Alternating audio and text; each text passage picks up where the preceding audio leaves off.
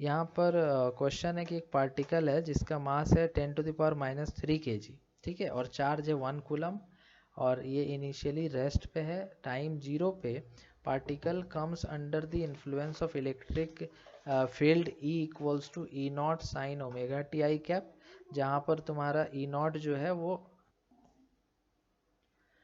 E0 sin omega t, where E0 is equal to 1 Newton per coulomb and omega is equal to 10⁻³ radian per second. Consider the effect of only the electric force on the particle, then maximum speed in meter per second attained by the particle at subsequent times is।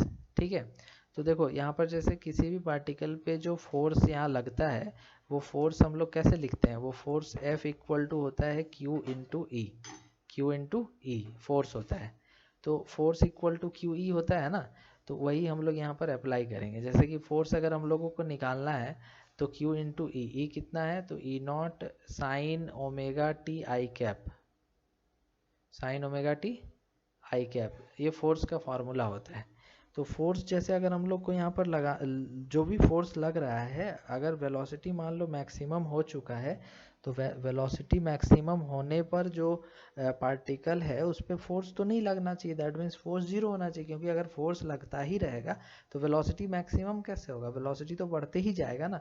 तो if force equals to zero then velocity is maximum, या फिर कह सकते हो velocity equals to zero then velocity equals to, अगर maximum है तो force हमारा ज़ीरो है, फोर्स हमारा ज़ीरो है। ठीक है, तो देखो फोर्स अगर ज़ीरो लेते हो दैट मीन्स कि Q E0 sine omega T जो है ये भी ज़ीरो होना चाहिए। तो ये ज़ीरो होने का मतलब कि ये जो साइन के साथ जो एंगल है वो या तो ज़ीरो होगा या पाई होगा, है ना। तो ज़ीरो पे तो इनिशियल कंडीशन हो जाएगा ना, तो ओमेगा टी जो है वो कितना होगा, तो पाई होगा, ओमेगा टी पाई होगा। दैट मीन्स कि टाइम जो है पाई बाय ओमेगा होगा। तो टाइम पाई बाय ओमेगा होने पर हमारा जो फोर्स है वो हो जाएगा ज़ीरो और वेलोसिटी हो जाएगा मैक्सिमम। ठीक है, अब इसी को लेकर के हम लोग आगे बढ़ते हैं। तो फोर्स जैसे है हमारा मैग्नीट्यूड में लिखे, तो फोर्स हमारा है q E0 sine omega t, और फोर्स क्या होता है, mass into acceleration equals to Q E0 sine omega t. ठीक है, तो एक्सेलरेशन हो जाएगा mass into dv upon dt is equal to Q E0 sine omega t.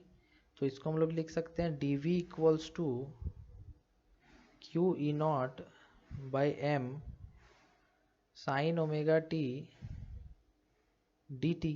ठीक है, तो इसमें देखो, इसमें जैसे वेलोसिटी जो है वो ज़ीरो से लेकर के v तक हो गया और टाइम जो है ज़ीरो से t हो गया। तो इसका इंटीग्रेशन हो जाएगा v, और इधर हम लोग लिख देंगे q E0 by m sine omega t d t का इंटीग्रेशन हो जाएगा minus cos omega t zero से टी तक।